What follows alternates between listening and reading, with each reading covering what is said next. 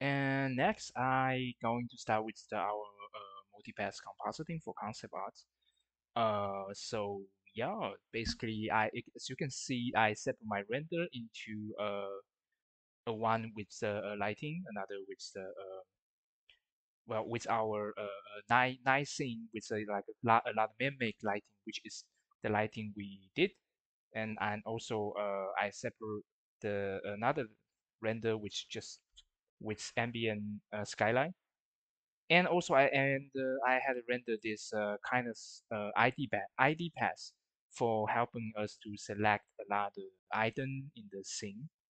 So for this ID pass, it's like I am into render engine, and as you can see, I choose Workbench as our render engine, and I increasing the render sample into 32, and also in the lighting, I chose flat, and in the color, I chose random, and you can choose by a material object, all these different choice in order to giving you the best separation, the area you can easy to select in Photoshop. So yeah, I think for more detail, you can check ID Pass slash rent Blender. You can find a lot of tutorial on the YouTube. But yeah, this is I using this one to help me to. I think going to help me. I'm not sure because sometimes it's like some material or color is just very close. Somehow Blender just make it two things just next to each other, but just the color is just so similar. As you can see that this person had a Pete's our Pete is his arm is just very close to the background for some reason. I don't know why. Thank you, Blender. So I have to manually to do a little pan over to adjust the selection, which I think I can choose in different mode on the Blender inside the Workbench render engine. I should choosing different way. Maybe I can giving me a better separation, so I can providing this kind of working. But I kind of when I go into Photoshop, I can't be lazy to just go back to Blender. Especially this is the kind of final composition. It's no longer for me to do a pan over. To give me some idea so I can back to Blender. Now it's like I am all in Blender. Sorry, Photoshop. I just tried to do the composition into. So yeah, our to still always very important is thing is just make sure these things which is uh, um the background, midground, foreground, the kind of separation is super important. So yeah, this thing is still our biggest priority. Comes to the first step of the compositing process is like we need to make sure we need to just focus on these things to set out the basis tone and the composition. And as you can see, that I separate my render in lighting, and this is just ambient, a very diffuse ambient skyline. So by to me, it's like I will using the blending mode. I using lighten, and you can see. So we got these two light added together. But of course, I would adjust it, to increasing the light and darken the dark. So basically, increasing more contrast. And I deleted one because when we using AI denoise it, it's going to be creating two separate combined layer, and I only need the denoise version, so I delete original one. And again, uh, you know, it, basically remove the hue and saturation, helping us just focus on the value.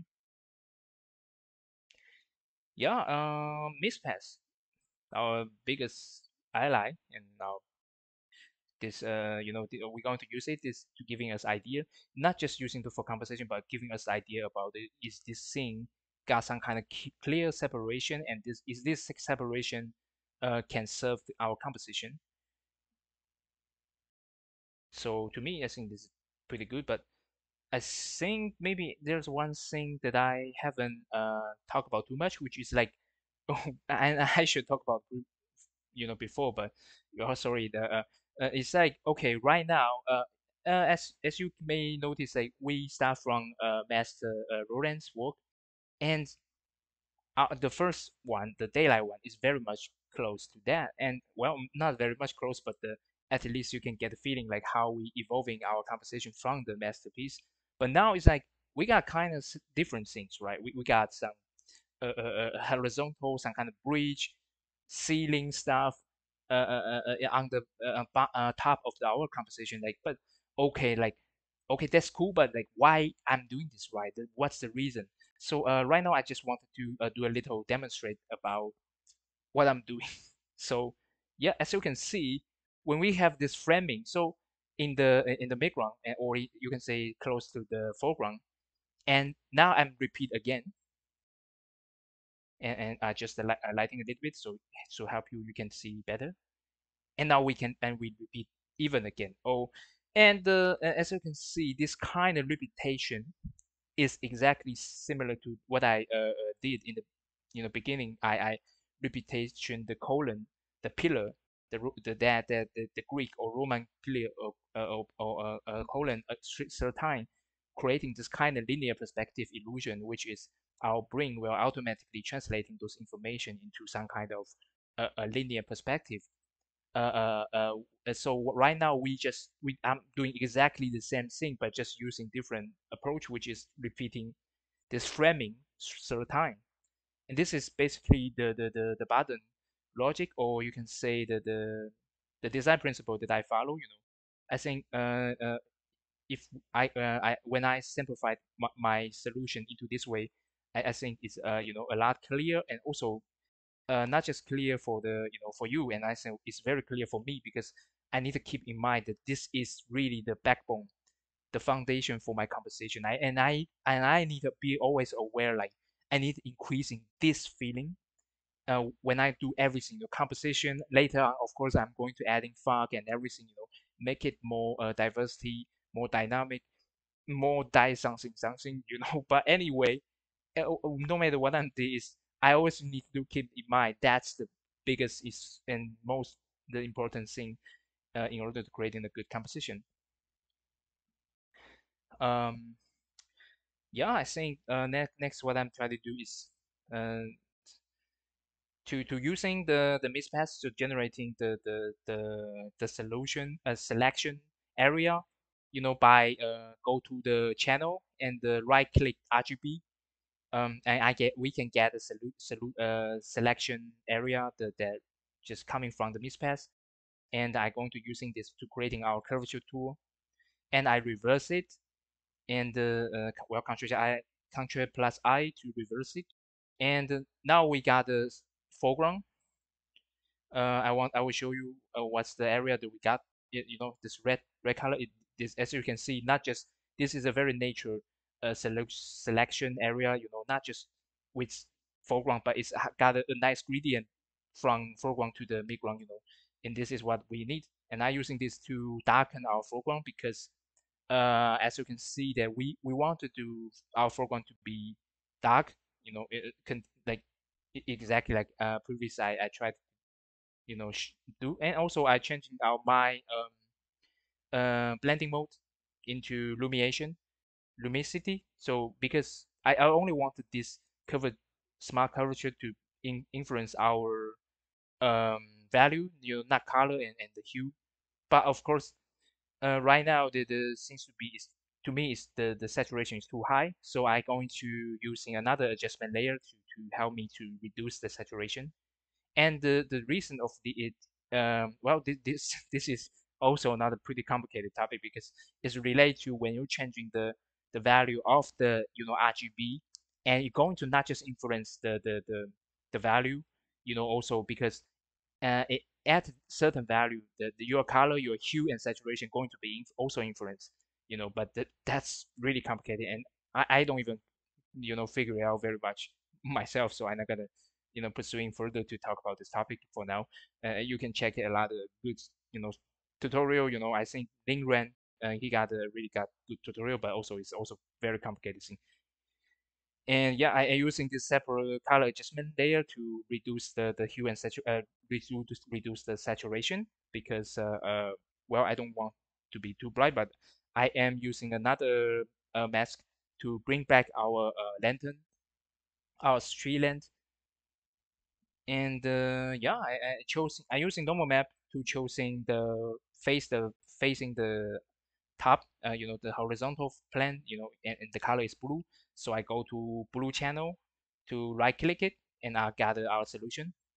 So because I right now I darken the foreground, but I want to bring back some of the nice color on the foreground.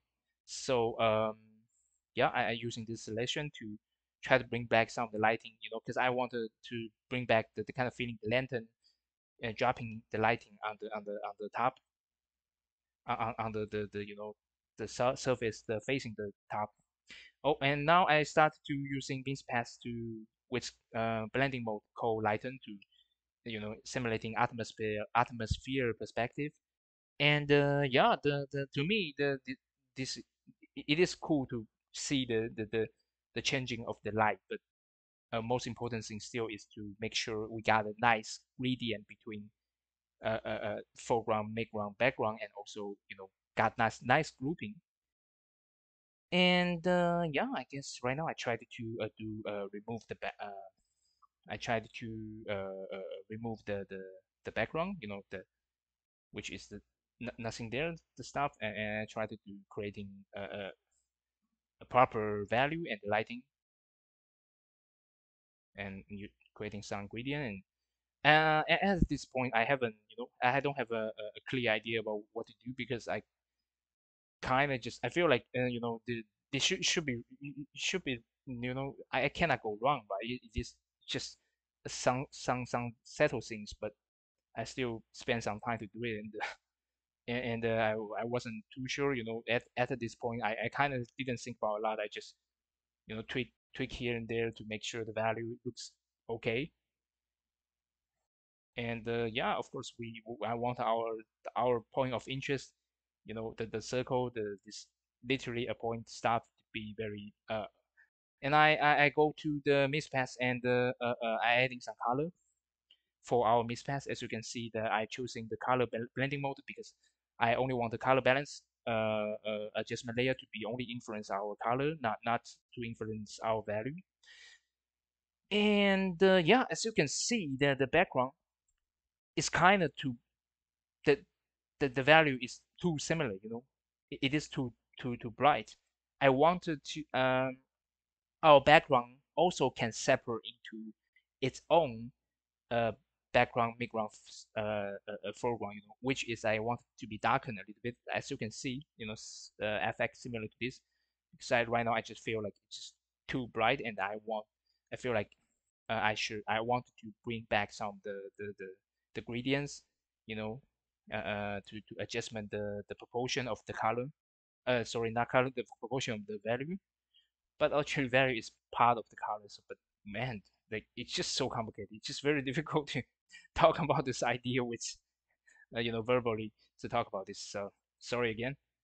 And yeah, I using AO to bring back more detail, and also it kind of makes sense in the nicing because in the nicing, the area where you get light, the lighting will hit, and the ambient side, it should be more contrast between light and dark, right? So I think using ambient occlusion map to just directly multiply, which is darken the dark area, is kind of actually make a lot of sense. And it even didn't make a lot of sense. It's actually just simply can bring back a lot of detail to our scene. So yeah, that's two way to think about things. One is like ignore all the logic and is this make sense or not. Just think about is this can generating beautiful image or not. Another is like, of course, sometimes we need to make sure that well it is reasonable because uh, uh, um, but usually the audience won't notice, even it's not reasonable things. So I just want to darken my foreground. At this point, as you can see, I'm not trying to darken. I'm trying to make sure that the right and left the foreground that on the right and left also they all got more similar value, because I right now I feel like I kind of using value to push the midground on the left side is just too much. I want it to be more closer to our camera, the kind of feeling, reduce the atmosphere by darken the value. And yeah, basically what I do is just play with the lighting and the baseline, or the value that I how to say the reason I make any decision I it is because I want to increasing the feeling of foreground is dark, midground is gray, background is light. And how I do it, this is our goal. But how we do it is like adjusting the lighting, adjusting the value, and yeah, just tweaking the value, tweaking the brightness. Yeah, I think till this point, I'm pretty happy about the result. I feel like I kind of giving myself a pretty good foundation to continue to push and adding more detail on the scene. And yeah, see you next chapter.